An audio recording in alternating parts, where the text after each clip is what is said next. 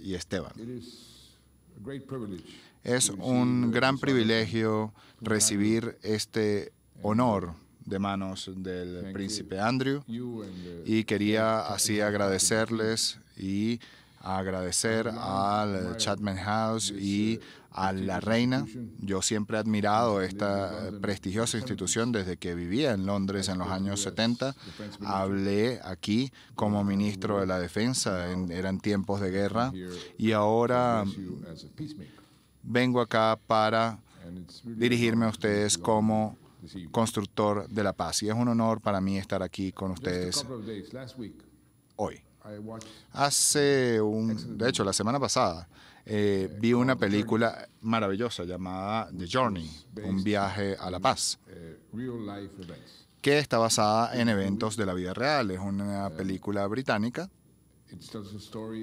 y cuenta una historia muy famosa de ese viaje que seguramente ustedes todos conocen, entre Martin McGuinness,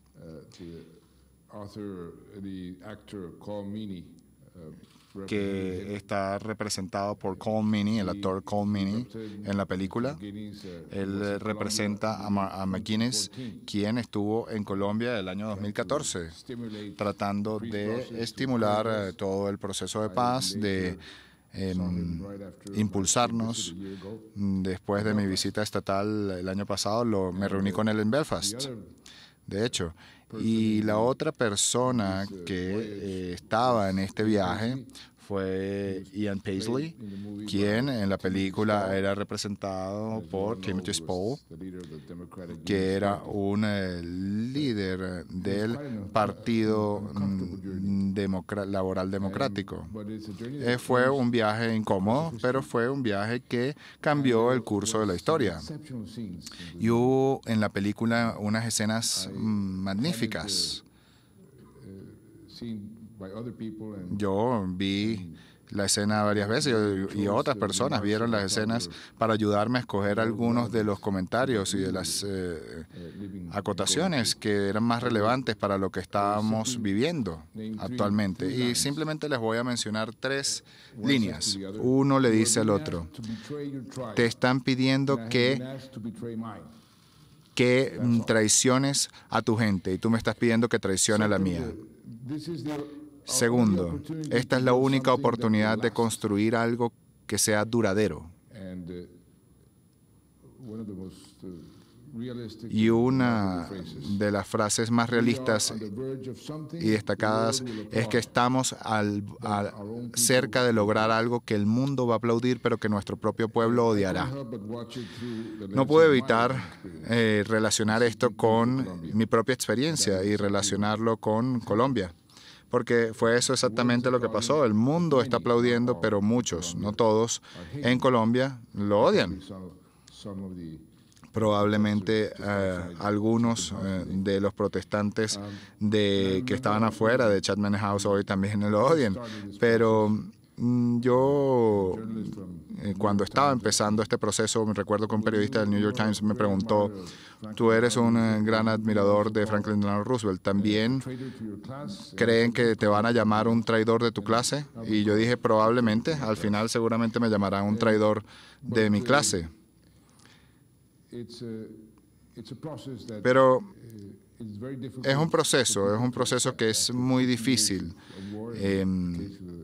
lograr, en el que es muy difícil lograr que la gente lo acepte después de tantos años de guerra. Y en esta película se hablaba de tener la oportunidad de construir algo duradero, que perdure a través del tiempo. Y yo identifiqué esta oportunidad. Nosotros nos vimos apoyados por la comunidad internacional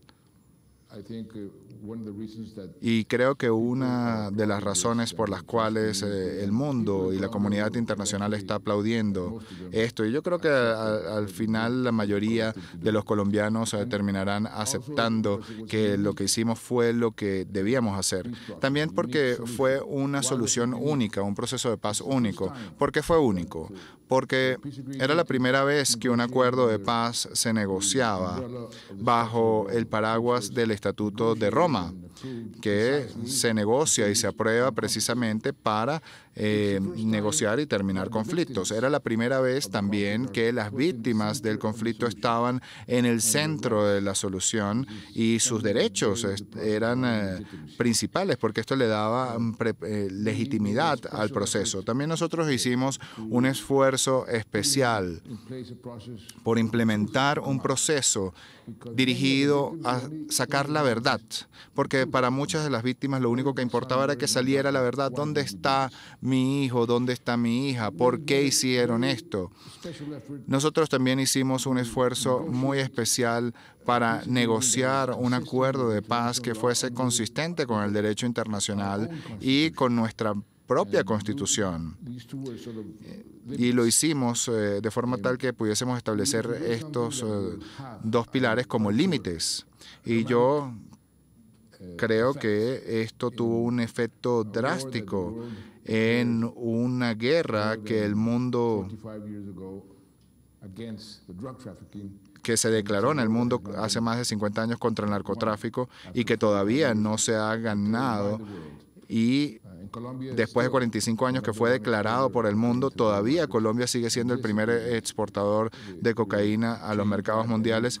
Y yo creo que este acuerdo va a cambiar esto, por lo menos para Colombia, y creo que ya comenzó a cambiarlo. También era la primera vez que un acuerdo trata de atacar la causa raíz del conflicto. Nosotros estamos negociando o negociamos un conjunto de políticas, especialmente en áreas de desarrollo rural, para poder atacar la causa raíz del conflicto, donde la pobreza y los problemas obviamente se concentraron más fue en las áreas rurales. Nosotros también tuvimos especial cuidado en acatar los principios democráticos y respetar nuestro sistema económico. Desde el principio yo le dije a las FARC, ustedes son marxistas-leninistas, yo no estoy de acuerdo con su forma de pensar y no voy a negociar mi sistema económico ni tampoco mi política de inversiones, mi política fiscal, nada de ese tipo lo voy a negociar. Y eso también fue muy importante, porque era la primera vez que dos partes en conflicto negociaban sobre un sistema de justicia transicional o un sistema de justicia, y también era la primera vez en que la guerrilla entregaba sus armas y se sometía a un sistema de justicia. Entonces, es un proceso bastante único y ahora diría que estamos en el proceso de implementarlo. ¿Cómo lo hicimos? ¿Cuáles fueron los aspectos clave de este proceso? En primer lugar, esto fue un esfuerzo de mucha gente y nosotros intentamos aprender de otras experiencias.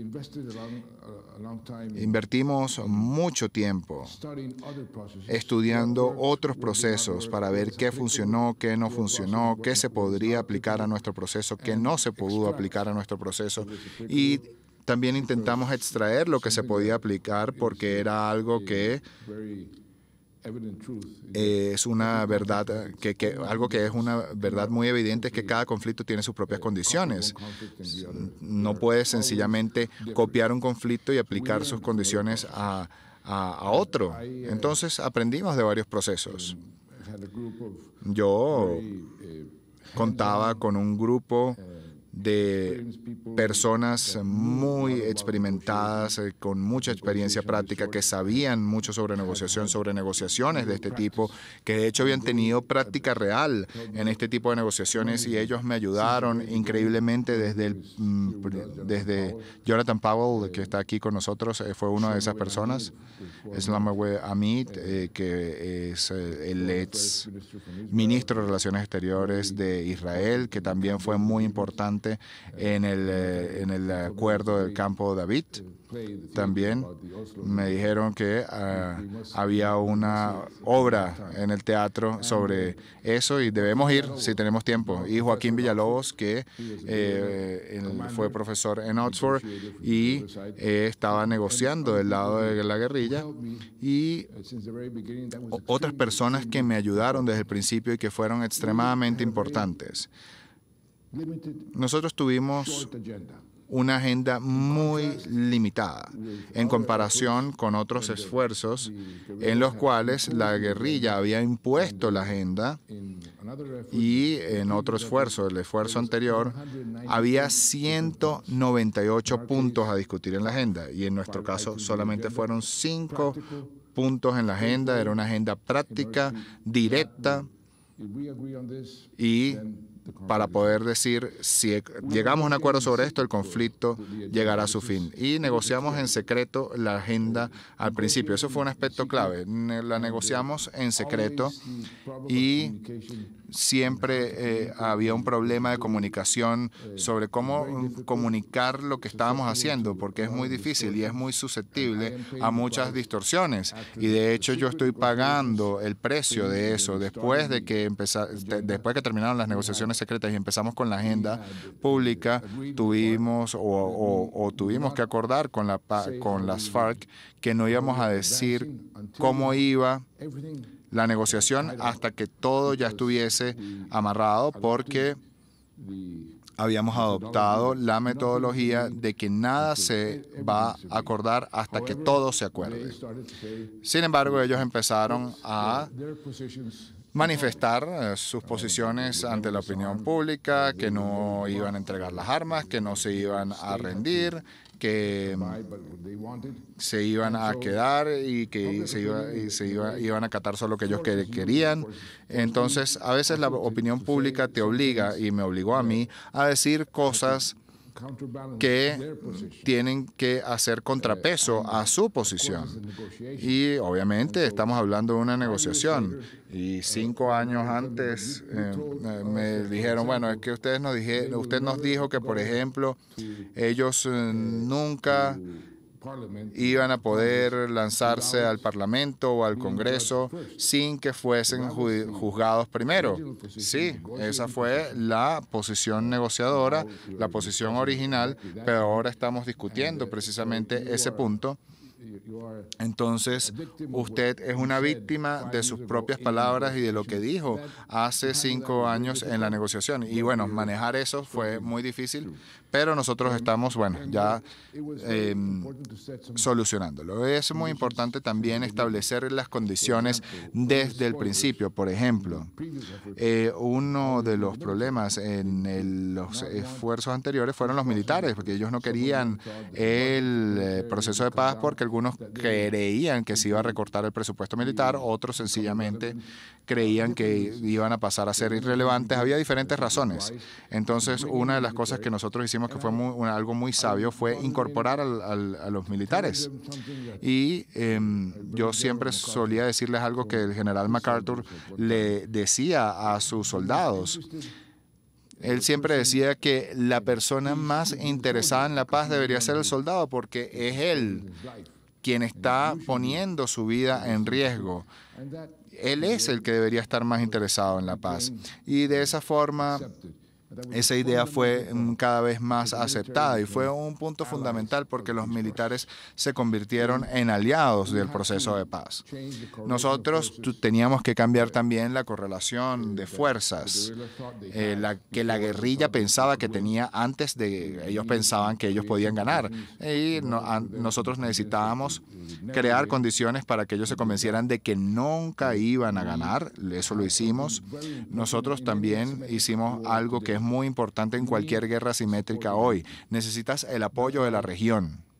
Por eso fue que yo hice la paz con Chávez en Venezuela, con Correa en Ecuador. Cuando yo llegué a la presidencia no había relaciones diplomáticas o comerciales con ninguno de esos dos vecinos. Nosotros restablecimos las relaciones y se convirtieron de cierto modo aliados en el proceso, y eso fue extremadamente importante.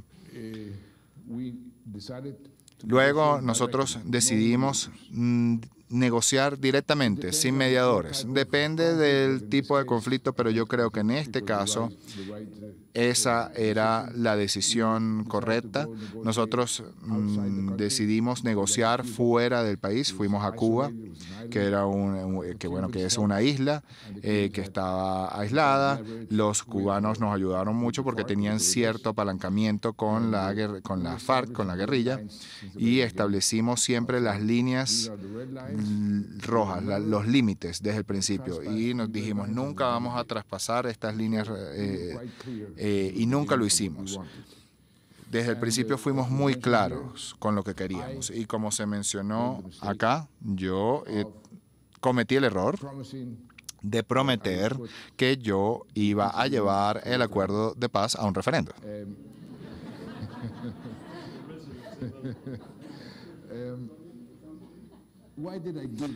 ¿Por qué lo hice? Porque la gente se sentía un poco escéptica.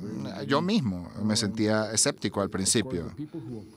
Obviamente, las personas que se oponían al proceso de paz desde el principio decían, Santos va a entregarle el país a las FARC, al comunismo, al socialismo, a Chávez. Y había un alto grado de nerviosismo y de incertidumbre.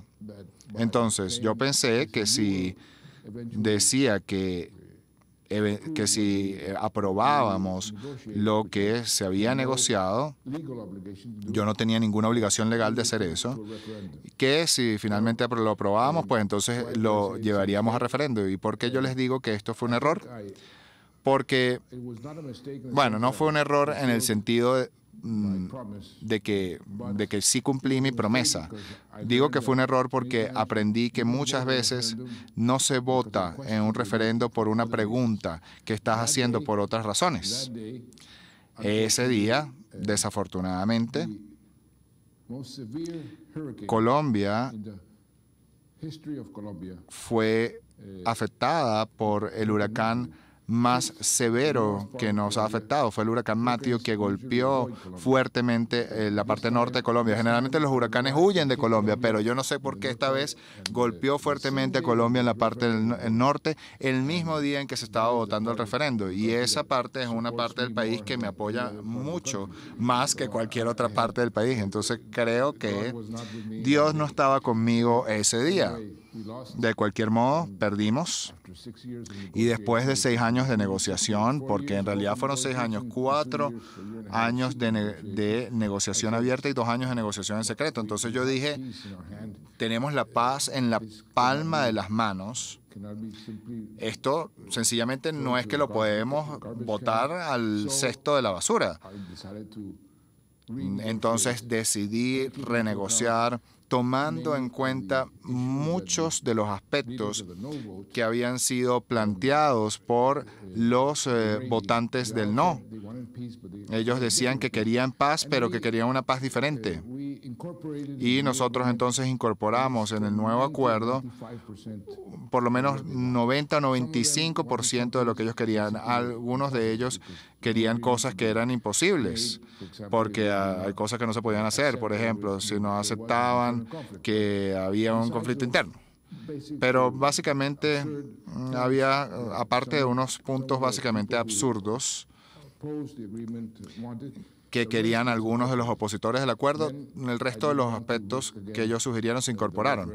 Yo no quería arriesgarme otra vez al referendo, entonces pasé por el camino que nuestra propia Constitución contempla para este tipo de proceso. Pasas por el Congreso por una mayoría abrumadora aprobó el nuevo acuerdo, después la Corte Constitucional, que es otra institución muy importante en nuestro caso, es un filtro también muy severo.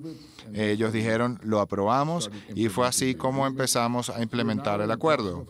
Ahora estamos en proceso de construir la paz, porque muchas veces hemos dicho que el acuerdo se firma, que esta es la última fase, y no, tienes que construir la paz. paz. Y a veces eso es mucho más difícil porque tienes que cambiar los corazones y los sentimientos, las mentalidades de las personas. Hay muchas personas que sencillamente odian al contraparte y tienen que aprender entonces cómo aceptar y tienen que, bueno, pensar antes esta persona era tu enemigo, pero ahora tienen que convivir. De eso se trata un proceso de paz. Entonces estamos pasando por ese proceso de paz y esto es incluso más difícil que hacer la guerra, porque la guerra es más fácil relativamente, porque es vertical, tienes a los malos allá, los malos, los buenos por aquí, y bueno, los buenos se reúnen para matar a los malos.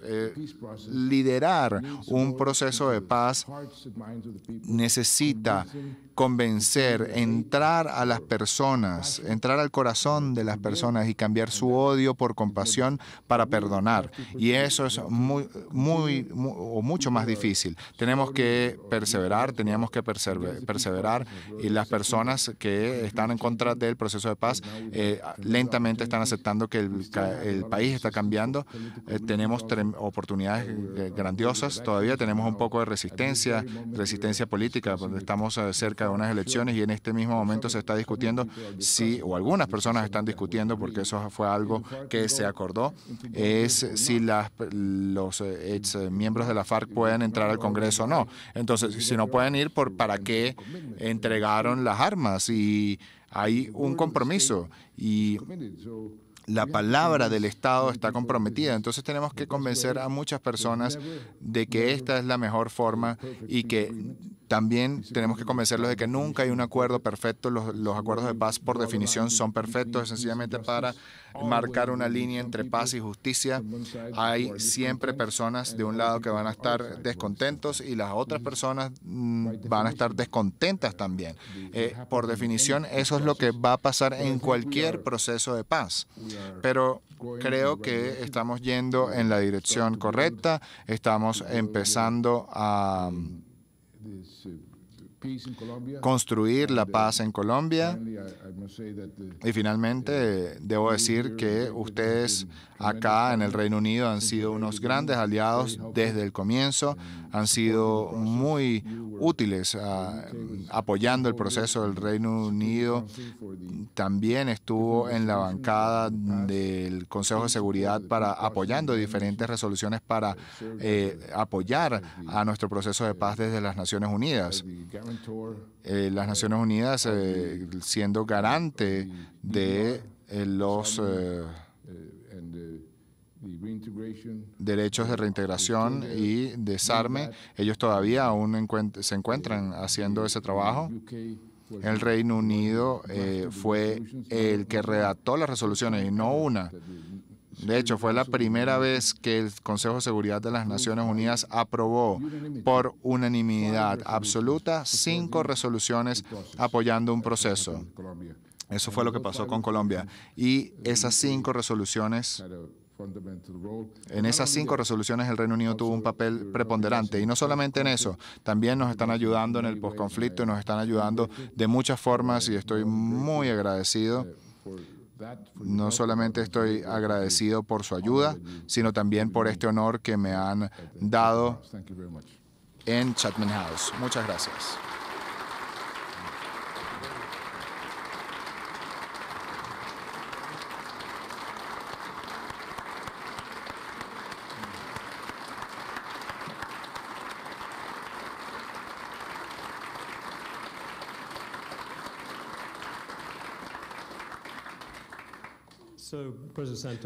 Presidente Santos, muchas gracias por esos comentarios y, como les dije antes, por su tiempo para poder conversar. Usted viajó hace unas cuantas horas, según entiendo. Espero entonces que podamos aprovechar lo más posible esta oportunidad para hablar con usted en este viaje a Londres para recibir este premio y poder hablar esto para que estén claros que Chatham House está grabando esto. Me gustaría darle la bienvenida, y a María Clemencia y a Esteban, que es uno de sus hijos.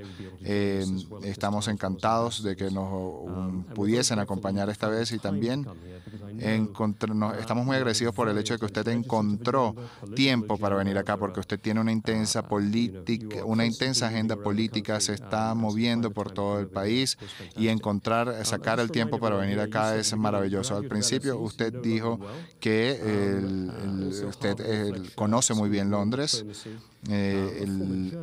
Un periodista, usted como periodista, ex periodista, tiene un gran manejo del lenguaje y esa habilidad para comunicarse, que yo me imagino que fue muy importante durante este proceso. Pero creo que no muchos de los miembros que están acá tienen experiencia en gobierno. Usted fue el primer ministro del gobierno de Comercio, ministro de Finanzas con el presidente Uribe, ministro de Defensa con el presidente Uribe también. En los primeros 2 cargos los ejerció con el presidente Pastrana, y con en el Ministerio de Defensa usted estuvo muy involucrado en la agenda de la lucha contra las FARC y contra el narcotráfico, y usted también es el ganador del Premio Nobel de 2016.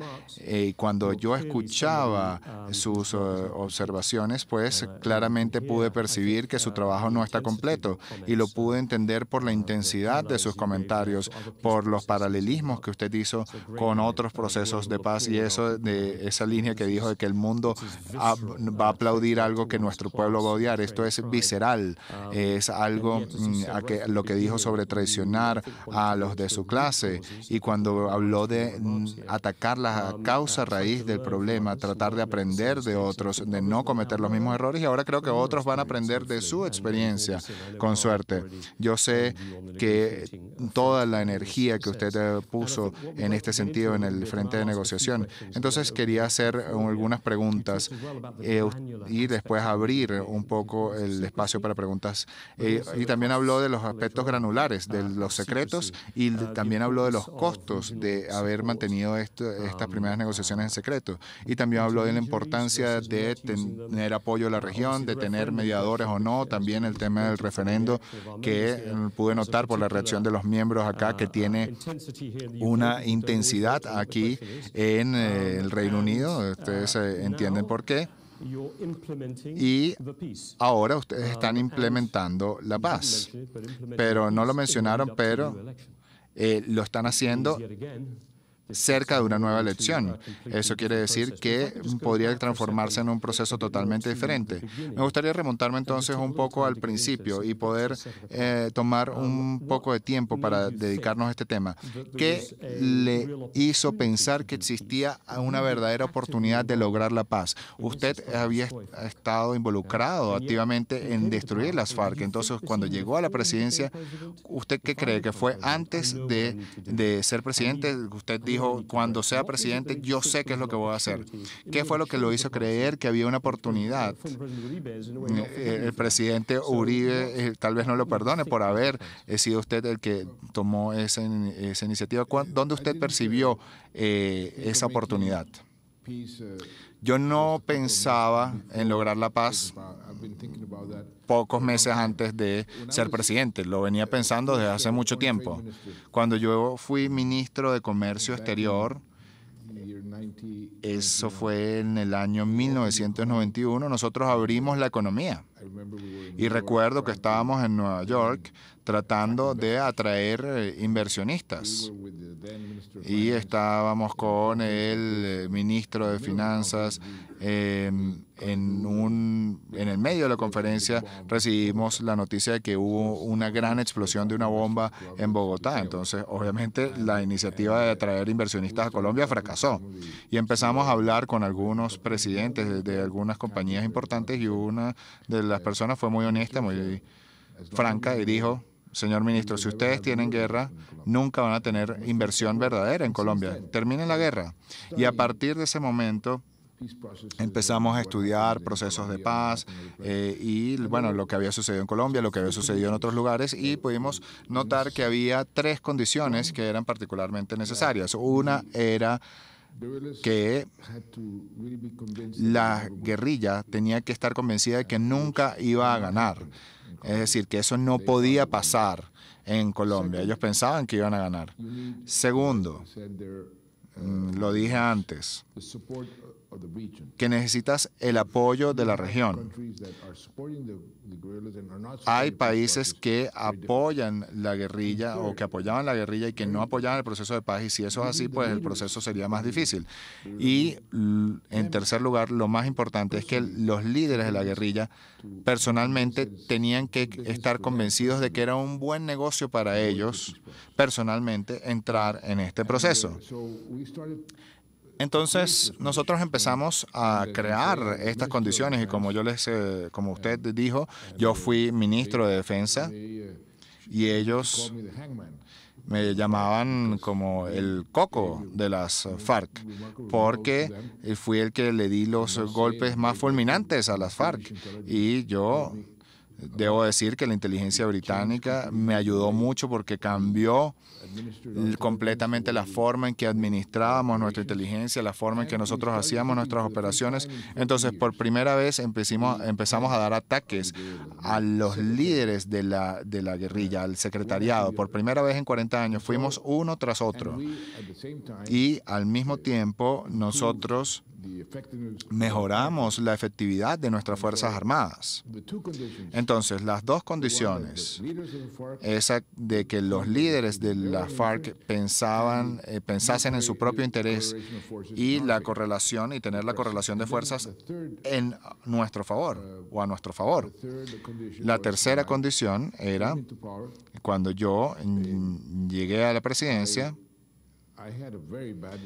tenía una muy mala relación con Chávez. Y cuando te digo que era mala, es que era malísima.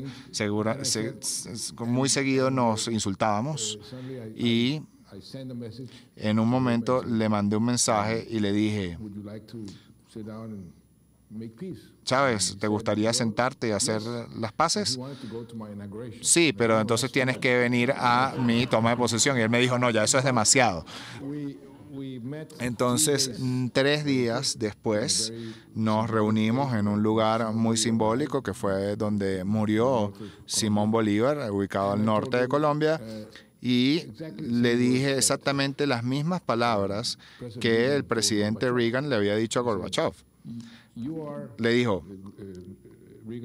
Reagan le dijo a Gorbachev: tú eres comunista, yo soy capitalista. Tú nunca vas a ser comunista y yo nunca voy. Tú nunca vas a ser capitalista y yo nunca voy a ser comunista. Pero podemos trabajar por objetivos más o por objetivos superiores y más nobles, como en ese momento era desmontar la guerra con arsenal nuclear. Y yo le dije a Chávez: yo nunca voy a ser un revolucionario bolivariano y tú nunca vas a ser un liberaldemócrata como yo soy. Vamos a respetarnos, pero trabajemos entonces por objetivos superiores como la paz en Colombia, que también lo afecta a usted. Y él me dijo sí, y me ayudó muchísimo. Él se involucró mucho y me ayudó muchísimo. Y lo mismo hicimos con Correa en Ecuador. Entonces, cuando esas condiciones ya estaban presentes, yo siempre trataba de tener una comunicación sobre o con la FARC para saber qué estaban pensando, y una vez recibí un mensaje de que ya estaban listos para negociar, pero aún así estaba muy escéptico, y allí fue esa la razón por la cual empezamos a hacer negociaciones secretas.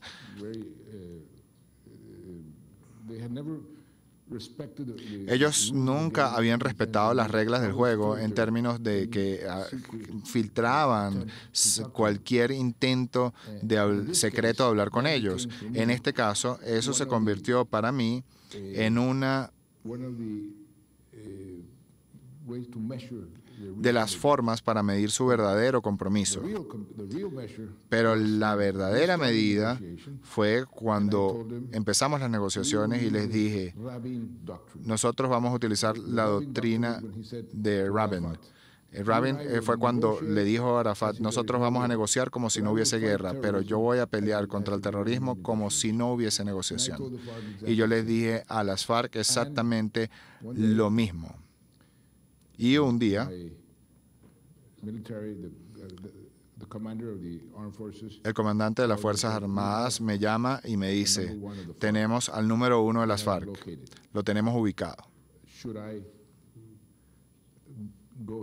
¿Qué debo hacer? ¿Continúo con la operación o no? Esa fue una decisión muy difícil. Y yo le dije, hay ciertas reglas del juego. Y si yo no acato esas reglas, incluso mi propio ejército va a empezar a dudar de mi verdadero compromiso. Fue una decisión muy difícil, pero yo le dije, hazlo. Intenten capturarlo. Yo sabía que era casi imposible. Él nunca se iba a rendir. Entonces, él murió. Pero fue una decisión muy difícil. Yo creía que el proceso de paz iba a colapsar, pero no fue así. Y eso serviría como una prueba de que esta vez íbamos muy en serio. Cuando hablas de los secretos, esto demostró obviamente tu voluntad de poder derrotarlos.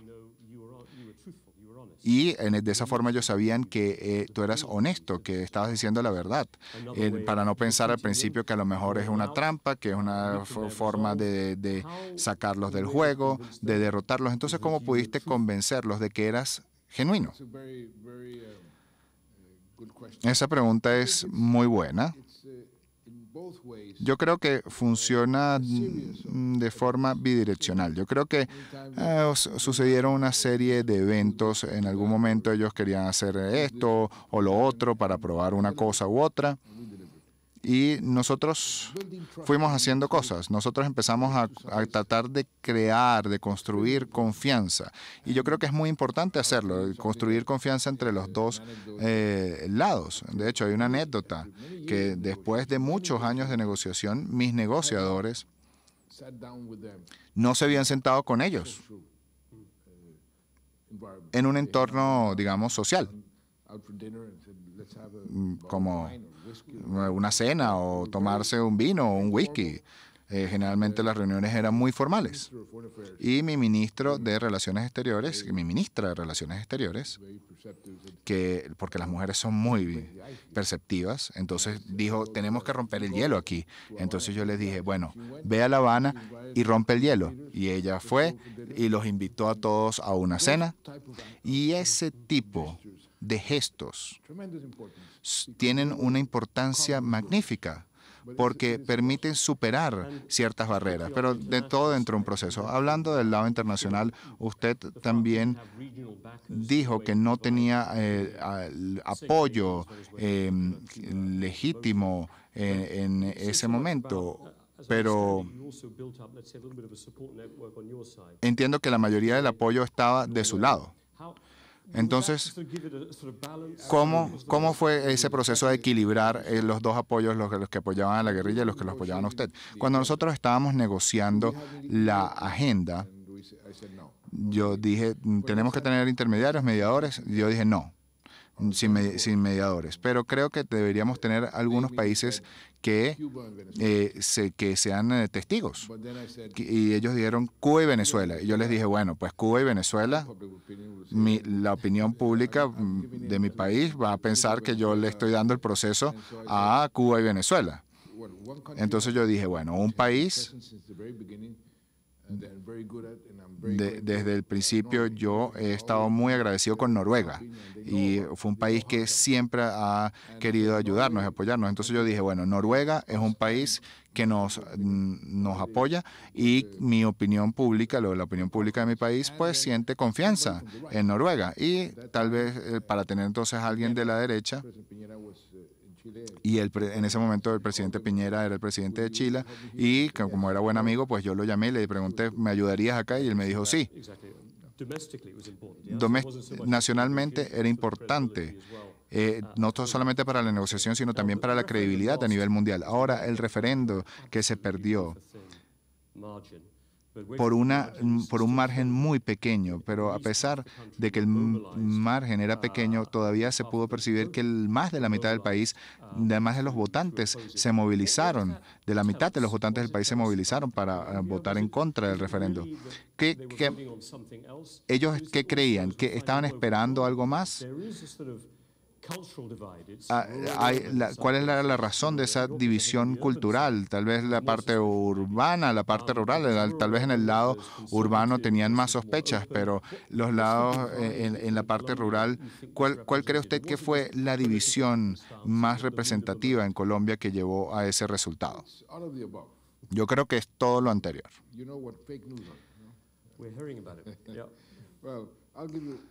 Te voy a dar un ejemplo de lo que quiero explicar. Nosotros hicimos un esfuerzo enorme para incluir en el acuerdo un capítulo sobre género, porque nosotros pensamos que las mujeres habían sido las víctimas de las víctimas y ellas deberían tener un tratamiento especial en el postconflicto.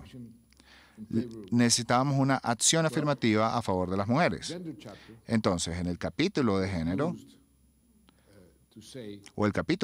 se utilizó para decir que era una forma de disfrazar, una forma de introducir en nuestra Constitución algo que se llama la ideología de género y que eso iba a destruir las familias colombianas. La ideología de género, aprendí después de eso, que es una teoría en la cual tú no naces hombre o niño o niña, sino que te haces hombre o mujer en la vida, que obviamente cualquier iglesia estaría en contra de esto. Entonces, cuando yo me di cuenta que muchos de los sacerdotes estaban diciendo, voten no porque este acuerdo va a destruir las familias colombianas, nosotros no tuvimos el tiempo de reaccionar. Ese es uno de muchos ejemplos. ¿Hubo una cohesión entre las fuerzas políticas conservadoras y las instituciones culturales conservadoras? Bueno, el Papa vino a Colombia hace unos días y fue a Colombia para apoyar el proceso de paz y también, de cierta forma, llamar a capítulo a algunos sacerdotes y decirles qué están haciendo. El proceso de paz y el apoyo del Papa fue muy constructivo y ustedes, si vemos todo el espectro político de la derecha y yo diría de la extrema derecha, pues ellos estaban en contra, muy en contra del proceso, por razones que honestamente no son muy comprensibles. Ellos dicen que yo nunca debí haber reconocido el conflicto armado en Colombia, que si continuábamos con la guerra hubiésemos ganado y hubiésemos matado a todos los guerrilleros. Lo que yo como ministro de Defensa, y me perdonan que alardeé de mí mismo, pero el ministro de Defensa más efectivo contra la FARC fui yo. Y yo, aún así, me di cuenta que no puedes terminar una guerra donde está en una geografía tan complicada como la de nosotros, con un problema tan complicado como el del narcotráfico, y que terminar la guerra nos iba a llevar unos 20 o 30 años de conflicto. Entonces yo dije, tenía que tratar de disminuirlos y luego sentarlos en la tabla, en la mesa, quiero decir, en vez de aniquilarlos. Bueno, cuando los trabajos continuaron para poder encontrar una forma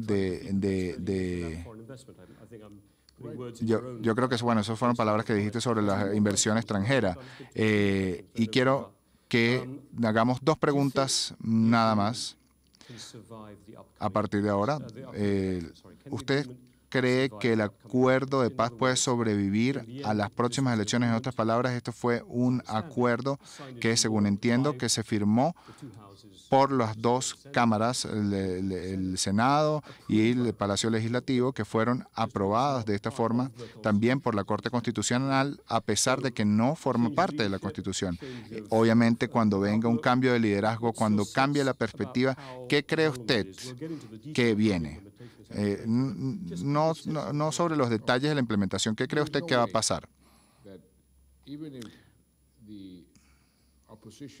Incluso si la oposición más extrema gana, que espero que no lo hagan, no hay forma de deshacer lo que hicimos. Eso sería imposible.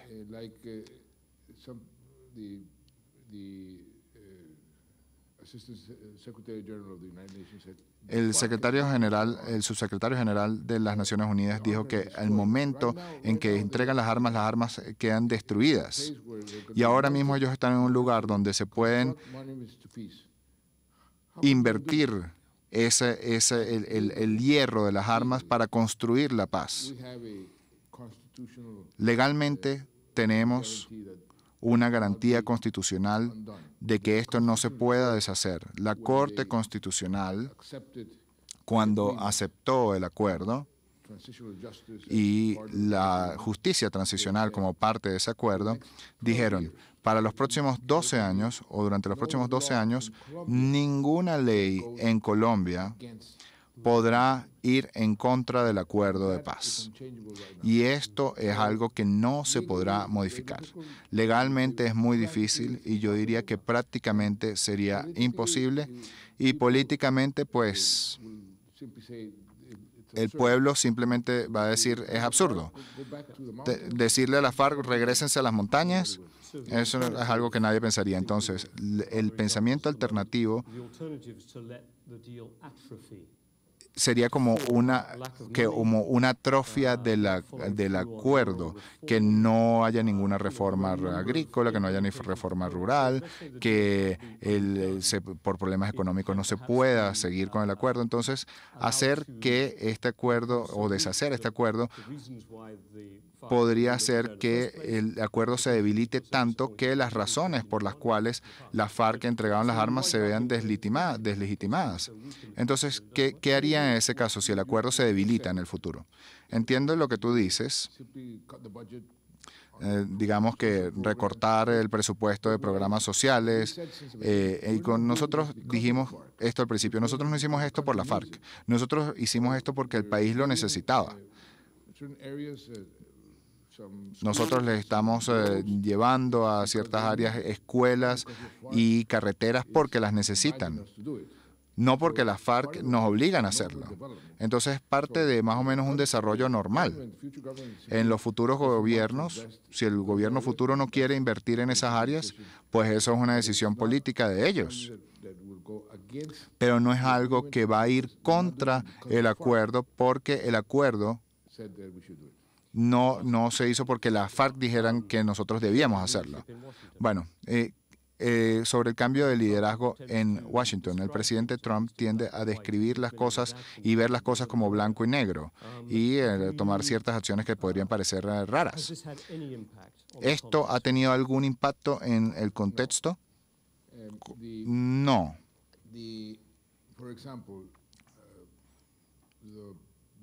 Por ejemplo, el presupuesto, que ahora se llama Peace Colombia, Paz Colombia, de hecho, se aumentó con respecto a lo que teníamos antes. Nosotros mantenemos una buena relación con el gobierno de Trump. Es difícil. Nosotros siempre hemos tenido una buena relación con los Estados Unidos, pero debo decir que todavía tenemos una buena relación y en términos del acuerdo, hasta ahora no hemos visto ninguna percepción de hostil. Bueno, vamos a regresar en un minuto a todo el tema de la guerra contra el narcotráfico, pero voy a abrir ahora el micrófono para los invitados. Y si no, yo hago las preguntas que yo quiero hacer porque tengo varias. ¿Alguna pregunta, por favor? Ya va a llegar el micrófono. Natalia Cruz. Soy colombiana. Y como colombiana, yo aplaudo sus esfuerzos y su éxito hasta ahora. para llevar al país a la paz. Me gustaría saber lo que usted cree que fueron que serán los principales desafíos para el próximo presidente. ¿Cuáles serán los principales desafíos para el próximo presidente de Colombia? Esa es una muy buena pregunta. Bueno, mi sueño es que el proceso de paz deje de ser un problema. En el próximo gobierno no debería haber nadie discutiendo si deberíamos hacer esto o no. Con suerte, el próximo estado va a construir más hospitales, va a construir más carreteras, pero yo espero que el proceso de paz se desvanezca y deje de ser un proceso, se desvanezca como problema y deje de ser un problema. Yo creo que entonces el desafío del próximo gobierno es poder escoger un espacio para la paz. Ese es el desafío para el próximo presidente. Nosotros hemos hecho esfuerzos enormes para reducir la pobreza, pero todavía tenemos más de 20% de los colombianos viviendo en pobreza. Hemos construido carreteras más que nunca, pero todavía falta muchísimo. Hemos puesto educación como el sector número 1 en el presupuesto por 4 años, pero todavía hay mucho que hacer con respecto a educación y hay muchas necesidades para el próximo gobierno. El próximo gobierno tiene que satisfacer muchas necesidades y esperamos que sea dentro de un contexto de paz. Vamos a pasar el micrófono allá atrás. Nikki Ablett, de QBE Insurance. Como una aseguradora de riesgos de terrorismo, he trabajado y viajado a su país por muchas veces y he visto todos los cambios. Y una de las cosas que más me sorprende es que una de las reformas fundamentales que es esencial para este proceso es la reforma agraria, la reforma rural, y no solamente desde el punto de vista de la FARC, sino también para derrotar al narcotráfico. ¿Cómo usted ve el progreso de esa reforma rural, de la reforma agraria? Nosotros tenemos un sistema en el cual tenemos que consultar todo con las comunidades afrocolombianas, indígenas, con las diferentes minorías. Tenemos que tenemos que consultarles muchas de las leyes que los afectan a ellos. La ley de desarrollo rural ya está acordada y se ha hecho otra consulta que está en proceso de aprobación en el Congreso. Esto creo que nos va a dar muchas herramientas como gobierno para poder desarrollar las áreas rurales, específicamente en lo que respecta a la restitución de propiedad. Nosotros ya teníamos esto implementado hace unos 2 o 3 años, habíamos implementado algunas leyes que nos habían permitido empezar un poco a restituir 3.000 hectáreas a campesinos y a comunidades indígenas. Pero tenemos miles y miles más por restituir. Entonces creo que esa ley va a ser una buena herramienta y seguramente será aprobada en los próximos 6 meses. Con respecto al lado del narcotráfico, esto siempre ha sido un área problemática. Esa es su forma de vivir. Necesitan el narcotráfico para poder vivir, y eso no solamente en Colombia, es una tendencia mundial. Entonces, ¿dónde cree que Colombia se inserta dentro de ese espacio de la lucha contra el narcotráfico? Colombia ha sido un país que ha hecho uno de los sacrificios más importantes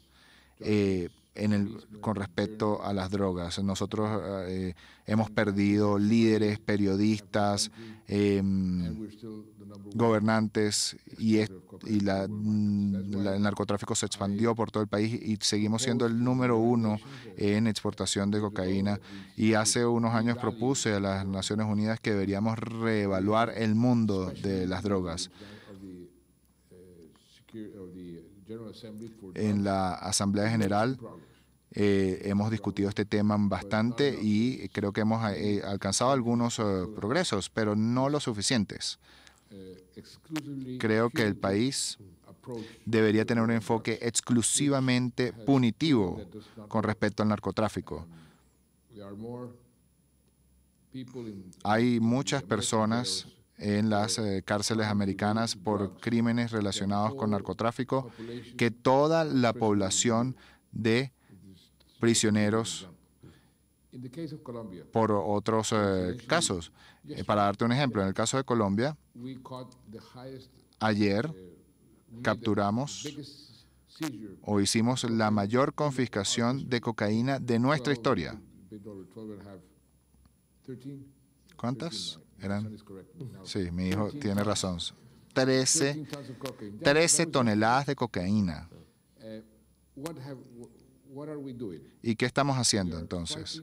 Estamos luchando contra esos eslabones de la cadena a los cuales podemos golpear, tratando de cambiar la política sobre el consumo. El consumidor no es un criminal, es parte de un problema, pero es un adicto que es parte del problema. Ahora, los campesinos que producen coca, pues estamos tratando de darles una alternativa. Y en mi comentario dije que el problema del narcotráfico iba a tener un impacto directo. Y eso es porque nosotros logramos acordar con la FARC que controlaban esas áreas de producción de cocaína. Y ahora ellos nos van a ayudar a convencer a las personas que trabajan en el narcotráfico para cambiar sus plantaciones. Estamos empezando a cambiar, esto está avanzando y es un enfoque en el que se trata de erradicar, no haciendo aspersiones. Creo que al mismo tiempo nosotros estamos convenciendo a las personas, y porque ellos lo quieren hacer, ellos quieren salirse del narcotráfico. No quieren que sus hijos vivan lo mismo que ellos. Entonces tenemos un gran desafío desde el punto de vista operativo como Estado de poder tener cosechas o plantaciones alternativas, poder comprarlas, tener cómo venderlas. Estamos empezando a hacer esto y yo creo que tal vez en un par de años nosotros podamos decir que ya no somos el productor de cocaína número 1 en el mundo, pero no es un problema fácil de resolver porque tienes la oferta, tienes la demanda, pero bueno, estamos en proceso de lograrlo. Hay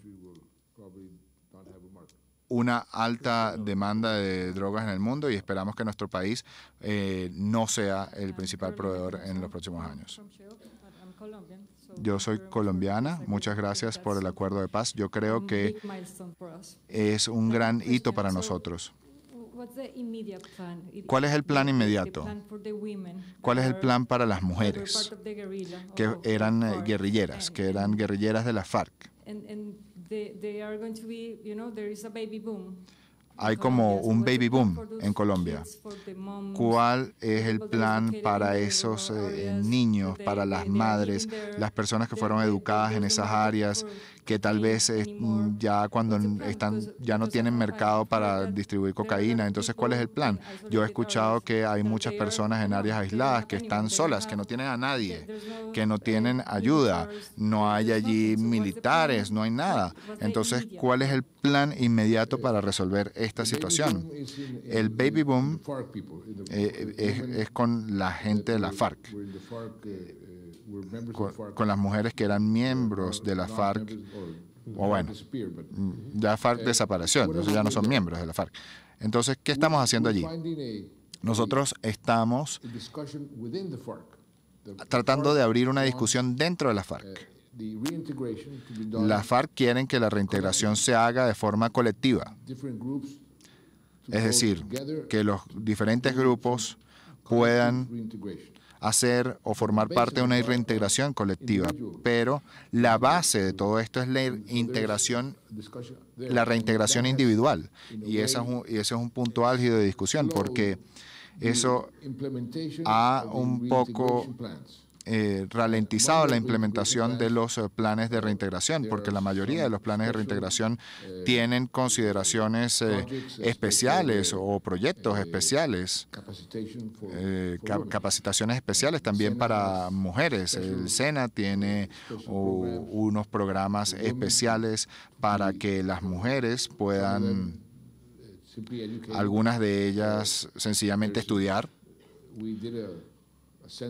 Hicimos un censo y de hecho más del 60% de los guerrilleros no saben leer ni escribir. Entonces, ¿cómo tenemos que educarlos primero antes de poder darles un trabajo? Entonces sí hay unos programas especiales para mujeres. Fue por eso que cuando yo hablé del capítulo de género, estamos hablando de víctimas, pero también de las mujeres en general, incluyendo las mujeres de la FARC. En estos campos donde la guerrilla estaba, que han entregado las armas, es una oportunidad tal vez mantenerlos juntos o ¿qué harían? Nosotros hemos intentado acatar lo que el secretariado o lo que el exsecretariado de la FARC ha querido hacer, que es mantenerlos en grupos. Pero muchos de ellos dicen, no, yo quiero ir para mi casa, yo quiero ir con mi familia, ya las FARC no existen, y se van. ¿Eso es bueno o malo? Nosotros estamos descubriendo, y eso fue algo que ocurrió durante las últimas 3 o 4 semanas, estamos descubriendo que muchos de ellos están pidiendo capacitaciones individuales, pero en los lugares donde vive su familia, en lugar de los lugares donde ellos vivían. Obviamente a los líderes de la FARC no les dice, eso no les gusta, porque pierden su base política, pero nosotros no tenemos nada que decir con respecto a ellos, a esa parte. Nosotros no le vamos a decir a dónde ir.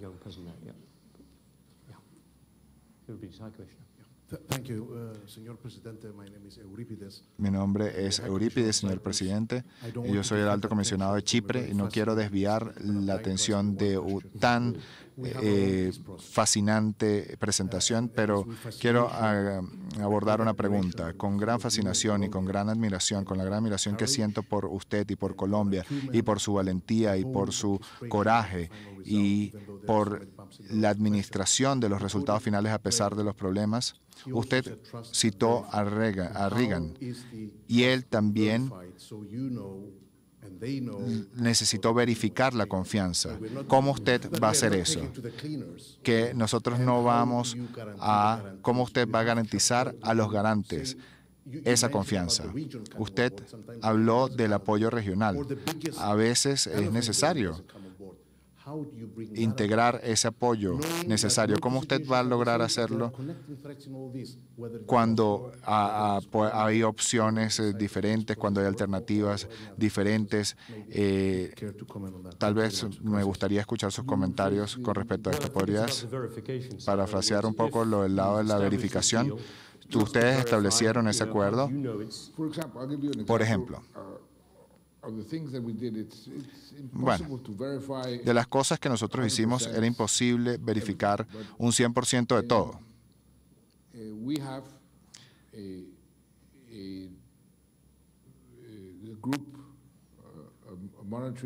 Nosotros tenemos un grupo de seguimiento y las Naciones Unidas está allí para verificar la implementación de muchos de los puntos del acuerdo.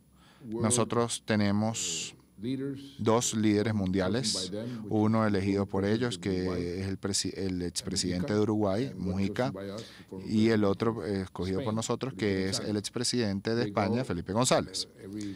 Ellos cada 3 o 4 meses van, escuchan lo que tienen que decir ambas partes con respecto al cumplimiento del acuerdo y nos dicen, bueno, las cosas están saliendo bien o están saliendo mal. También nosotros tenemos un instituto llamado el Instituto Crack, que fue elegido por ambas partes. Es un instituto de Notre Dame que hace seguimiento a los procesos de paz y estudia procesos de paz en todo el mundo.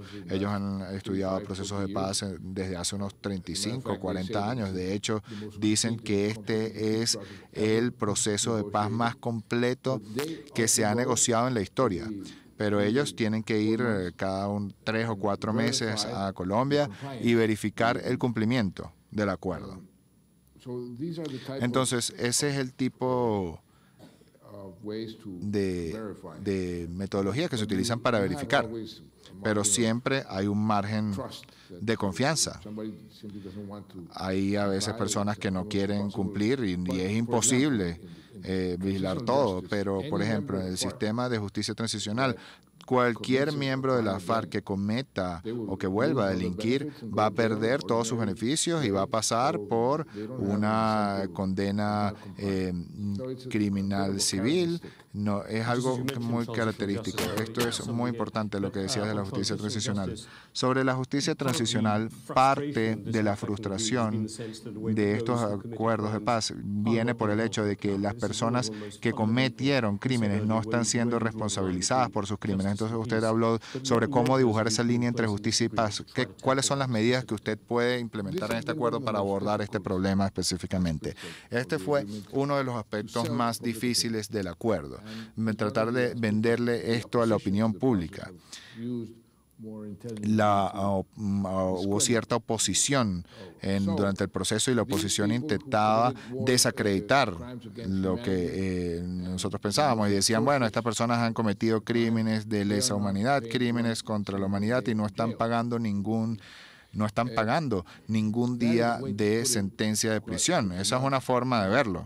Sí, que no necesariamente es cierta, pero la justicia transicional se creó precisamente para poder solucionar conflictos armados y para aplicar la justicia, pero es un tipo de justicia diferente, no es puramente la justicia de carácter punitivo. Estamos hablando de una justicia que nosotros llamamos como justicia reparadora. Para nosotros, que hemos oído siempre hablar de la justicia e inmediatamente piensas en la justicia punitiva, pues la justicia reparadora uno cree que no es suficiente, tienen que pagar más. Y hoy, cuando las personas han olvidado de qué se trataba la guerra, porque la gente se le olvida las cosas muy fáciles, pues la gente se hace un poco más estricta, pero si les hubieses preguntado hace unos 5 o 6 años atrás, cuando estaban atacando las áreas de Colombia y nadie de Bogotá podía salir de Bogotá porque estaba en peligro, entonces seguramente hubiesen sido mucho más flexibles de lo que serían o de lo que son hoy, pero obviamente hoy se sienten un poco más estrictos, pero bueno, nosotros logramos un acuerdo y tenemos que cumplirlo. Esa es una de las dificultades más complicadas ahora mismo. Ahora, ¿cuál fue el principio? El principio que nosotros utilizamos. Nosotros intentaríamos aplicar tanta justicia como fuese posible para lograr el acuerdo de paz. Allí fue donde trazamos la raya. Eso fue en el pasado. Entonces, el más responsable de crímenes de guerra o de crímenes contra la humanidad sería investigado, judicializado, sentenciado y sancionado. ¿Cómo iban a pagar la sanción? Pues se restringiría en sus movimientos, pero tendría que ir a una prisión común. Para algunas personas eso sería aceptable, pero a veces uno tiene que pagar el precio de un acuerdo de paz y ellos, hay algunos que van a pagar un máximo de 8 años y algunas personas dirían, no, debería ser un máximo de 20 años, pero hay una restricción de movimiento. Es como un arresto domiciliario. Actualmente tenemos una discusión muy interesante porque pensamos, dado que nosotros negociamos, y eso es parte del acuerdo, Martin McGuinness pasó de ser un ex IRA a ser un parlamentario en Irlanda. Entonces, ¿qué pasa si tienes que pasar parte de tu tiempo en la cárcel y parte en el Congreso? Young person here. Hi, Marcos Soproniuk, Marcos Soproniuk, estudiante de posgrado de la Universidad de Oxford. Muchas gracias por sus palabras y espero que nosotros nos inspiremos de usted, así como usted se inspiró de otros acuerdos. Hablemos del otro premio que ganó, el premio Nobel. Usted es una de las pocas personas que ha ganado el premio por lograr algo de verdad. Ese premio tiene una tradición muy aspiracional y se remonta a Woodrow Wilson, a Obama, y muchas veces este premio se lo otorgan a personas que tratan de lograr la paz pero fracasan. ¿Usted cree que usted podría apoyar otros premios aspiracionales en el futuro como estos? Bueno, yo creo que en mi caso fue como si llegase de Dios, porque yo en ese momento yo no había podido cerrar el trato y aún así me dieron el premio Nobel y fue un gran estímulo para seguir. Yo creo que en ese momento fue muy importante. Aún no he terminado.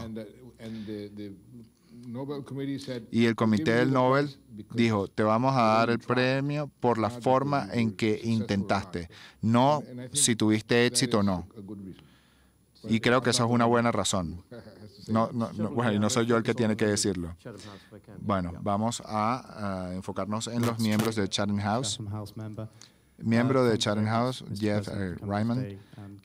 Muchas gracias y felicitaciones por una paz magnífica. Nosotros recientemente tuvimos otras personas representando a naciones y al primer ministro de Israel en representación de países que están en conflicto. Su mención sobre la cita de Ronald Reagan y la forma de solucionar los conflictos y las lecciones que usted ha aprendido es una de las cosas más importantes que usted podría compartir con los líderes de Israel o los líderes en Chipre. ¿Qué sería usted lo que querría compartir de su experiencia? ¿Cuáles son las lecciones que usted podría transmitir a los líderes de Chipre y a los líderes que están involucrados en el manejo del conflicto entre Israel y Palestina? Cada proceso tiene sus propias condiciones, cada acuerdo es diferente y los participantes son diferentes, tienen diferentes objetivos, diferentes valores, aunque sí hay ciertos denominadores comunes que se pueden extraer de diferentes procesos de paz. Por ejemplo, hay cosas prácticas, como por ejemplo el hecho de recortar el tiempo desde el momento en que firmas el acuerdo y el momento en que lo implementas, porque muchos acuerdos de paz fracasan porque ha pasado tanto tiempo y ese es un momento, ese espacio es crítico porque allí la confianza empieza a desvanecerse, a disolverse. Entonces eso hace que sea mucho más difícil creer en la verdad. Eso es algo que hay que extraer, hay que aprender de allí. Yo creo que nosotros en nuestro proceso, la forma en que negociamos la justicia transicional se podría utilizar para otros procesos de paz. Honestamente, tengo que decir que nosotros logramos un buen equilibrio, incluso en la forma en que se escogen los jueces. ¿Qué fue lo que hicimos?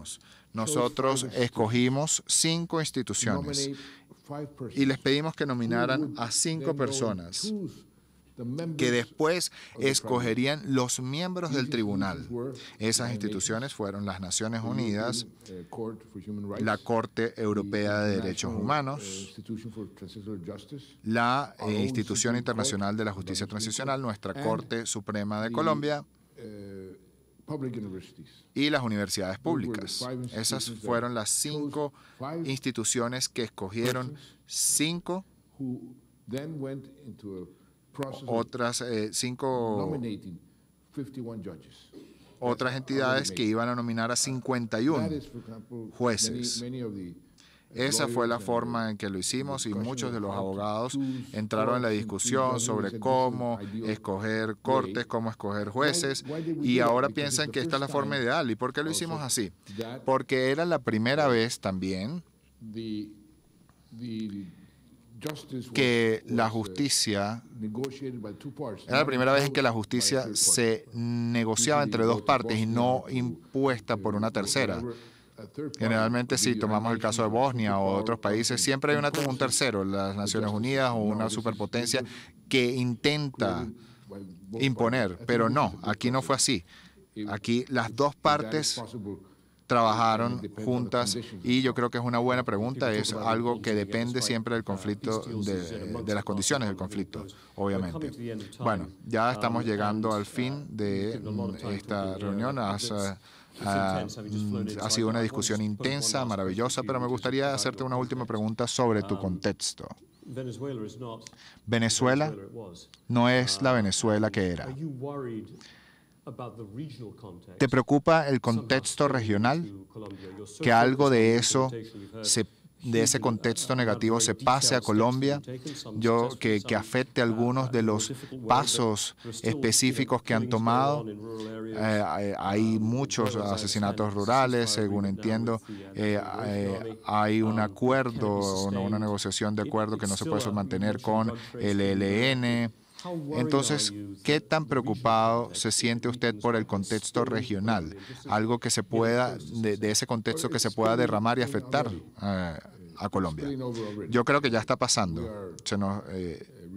Nosotros estamos recibiendo cada día personas de Venezuela que están buscando una mejor forma de vida. Esto está creando una carga bastante dramática en nuestro sistema educativo, en nuestro sistema de salud. Nosotros queremos ser generosos, no queremos cerrar nuestras fronteras y de cierta forma tenemos que adaptarnos a esta situación que desafortunadamente se está empeorando. Entonces, si me preguntas, ¿cuáles son mis pesadillas? Pues mi peor pesadilla es Venezuela. En el sentido de que si hay una implosión en Venezuela, no es que vamos a recibir 500,000, que es lo que hemos recibido, serán millones. Y eso va a ser un problema tremendo para el proceso de paz y para Colombia en general. Por eso es que hemos estado tan interesados en tratar de encontrar una forma, una solución pacífica y democrática al problema en Venezuela. Lamentablemente hemos fallado. Creo que las cosas están empeorando en todos los aspectos, no solamente económicamente, sino también políticamente. Pero hay un dicho en español que dice, no hay mal que dure 100 años ni cuerpo que lo resista. Eso significa que el problema no va a durar 100 años y ningún cuerpo va a resistir eso. Tiene que haber un cambio allí y espero que sea rápido. Me disculpo por las preguntas que no pudieron hacer y usted ya nos ha entregado mucho de su tiempo y hay demasiadas preguntas que nos gustaría hacer. Una de las cosas que me gustaría concluir de su presentación es esa idea de que luchar, la guerra es fácil, es vertical, tienes un comando, los buenos, los malos, pero la paz es algo granular y la forma en que usted describe los niveles en los cuales se tiene que dar esa paz y que se tiene que concebir la paz, diseñar y ahora implementar la paz a nivel nacional, a nivel internacional, a nivel local, involucrando la parte de justicia, la parte económica. Uno puede ver entonces toda la complejidad, todo el tejido que está involucrado. Y usted como premio Nobel, ese premio Nobel de 2016 creo que lo puede impulsar a completar su proyecto y espero que este premio de Chatham House de 2017 le pueda dar ese impulso para lograr sus objetivos. Es algo muy importante para nosotros. Muchas gracias a todos y muchas gracias, presidente Santos, por su tiempo. Por favor, quédense en sus sillas mientras salimos y muchísimas gracias por su presencia, presidente Santos.